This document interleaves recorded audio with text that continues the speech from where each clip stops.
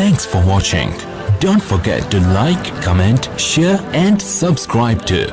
دعوة أهل حديث TV.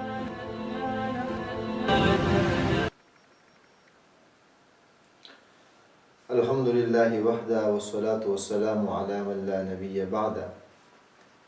أما بعد فأعوذ بالله السميع العليم من الشيطان الرجيم. بسم الله الرحمن الرحيم. وما أرسلناك إلا رحمة للعالمين. وقال تعالى: محمد رسول الله والذين معه أشداء على الكفار رحماء بينهم. رب اشرح لي صدري ويسر لي أمري واحلل عقدة من لساني يفقه قولي. رب زدني علما. رب لك الحمد كما ينبغي لجلال وجهك وعظيم سلطانك. اللهم صل وسلم على نبينا محمد صلى الله عليه وآله وسلم. محترم سامعینو، یو مهمه او ضروري موضوع چې د نن زماني هغې ته ډېر ضرورت دی او دا د نبي علیه الصلاة والسلام طریقه هم وه، سنت یې چې د موقع مناسبت سره به بیان کو، وعظ به کو. هغه موضوع ده الرحمة علی الخلق، د الله په مخلوقاتو باندې رحم کول، شفقت کول. او مومن مسلمان به ولې رحم کوونکی نه وي چې رب رحیم دی؟ الله رب العالمین خپل ځان په باره کې قرآن کریم کې فرمایي: نبئ عبادي انی انا الغفور الرحیم. ای محمد رسول الله، زما بندگانو ته خبر ورکه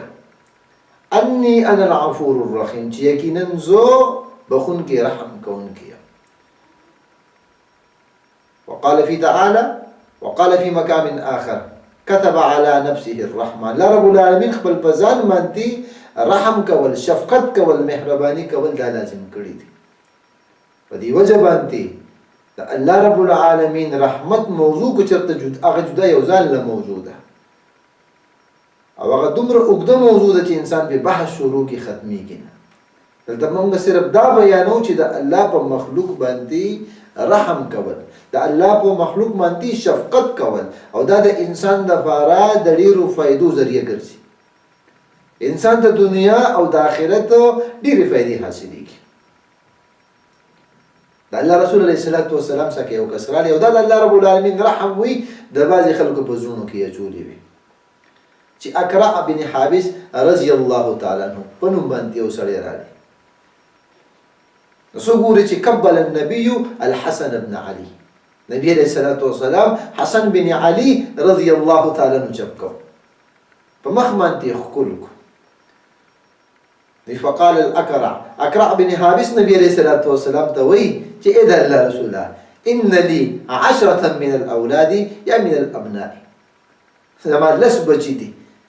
ما قبلت منهم احدا، ما چرته هم یو کس نه دی ښکل کړی.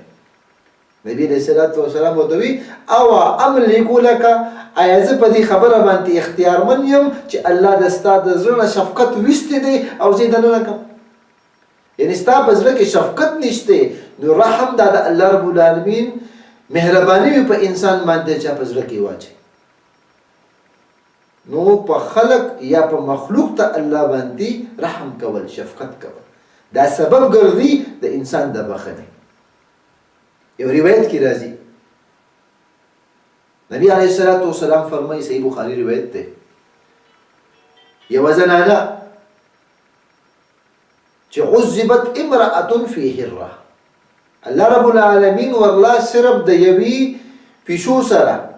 د زیاتی په وجه باندې عذاب ورکړ، باغی باندې شفقت نه کوي، باغی باندې مهرباني نه کوله،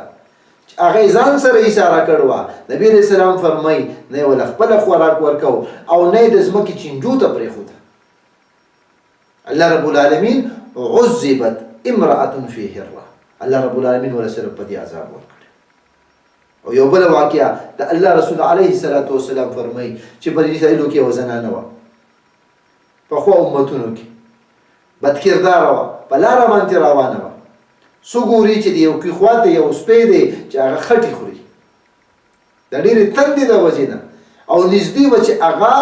مړ شوی وي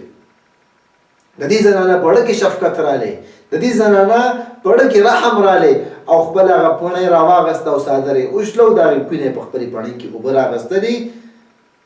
دغه سپی موړ کړو الله رب العالمین د دغې زنانه چې بدکرداره ده عمل یې خراب دی خو د دغې زنانه دا عمل ورته محبوب کاره شو او دغه زنانه په دې باندې وبخله د نبي علیه الصلاة والسلام ته صحابه وایي وإن لنا في هذه البهائم لأجرا إذا الله رسوله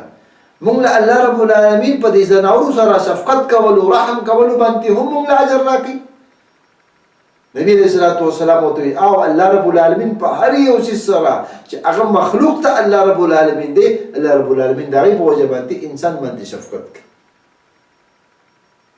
الله رب العالمین حکم کړی دی په دې خبرو باندې چې موږ د مخلوق ته الله سره رحم وکړو اقرع بن حابس رضی الله تعالی عنہ نبی رسول الله وی من لا يرحم لا يرحم کوم انسان چې رحم بچا باندې نه کوي په دې باندې د رحمان ذات ته طرف نه رحم نه کوي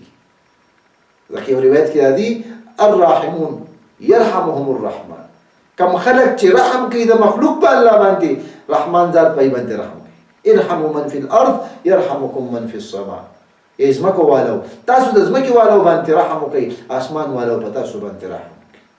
تاسو ګوري کومه معاشره کې چې شفقت وي مینه وي محبت وي مهرباني وي یو بل سره درگذر وي یو بل ته موافي وي دغه معاشره ډیره ترقی او خسته معاشره ماحول وي چې کومه معاشره کې ظلم وي رحمت نه وي دغه معاشره کې خلک تنګ وي او دغه رنګ د کورونو حال دی او باځي وخت کې زه حیران شم خلک وي په خوا مینه او محبت او سره د دې چې په خوا جهالت نن علم دومره راغلی خو د هغې په باوجود باندې زموږ د رحمت هغه ماده ختمه شوې ده مونږ تاسو له پکار دی چې په خوا جهالت نو مینه وه نو پکار دا ده چې اوس علم دی نو چې مینه سیوا شي رحمت سیوا شي شفقت سیوا شي نو په دې سره دوه کارونه کېږي یو دنیا معاشره اخیسته کېږي معاشره پې ترقي کوي او دویم د الله رب العالمین ذات پې خوشحالېږي انسان باندې د الله رب العالمین رحمتونه نازلېږي نو پکار دا ده چې مخلوق ته الله سره رحم کو د انسانانو په شکل کې دي او کو هغه د بې زبانه په شکل کې دي نو د الله رسول علیه الصلاة والسلام خپل بیبي ته څه وایي ای عایشه دا چاړه تیزه که ای عایشه دا چاړه پټه که ولې چې یو څاروی د قربانۍ په دوران کې علالۍ چې هغه تیره وي تکلیف ورته ونه رسي نو دومره نبی علیه الصلاة والسلام د مخلوق ته الله رب العالمین خیال ساتلی مونږ تاسو له هم پکار دی الله رب العالمین نه دعاګانې کول چې یا الله زموږ په زړونو کې رحمت واچوي یا الله مونږ رحم کوونکي وګرځئ او خپل د رحمت مستحق وکړي او یا الله مونږ ته توفیق راکړي چې مخلوق ته الله سره د رحم او د شفقت والا او د مهربانۍ والا معامله وکړو واقول قولي هذا استغفر الله لي ولكم ولسائر المسلمين دعوت اهل حدیث ٹی وی ځانګړي او مستند معلوماتو باندې مبني بشمیره تعلیمي او دینی ویډیوز لپاره زموږ پاڼه سبسکرایب کړئ او زموږ د نوي ویډیوز نه د اپډیټ لپاره په بیل آیکن کلیک کړئ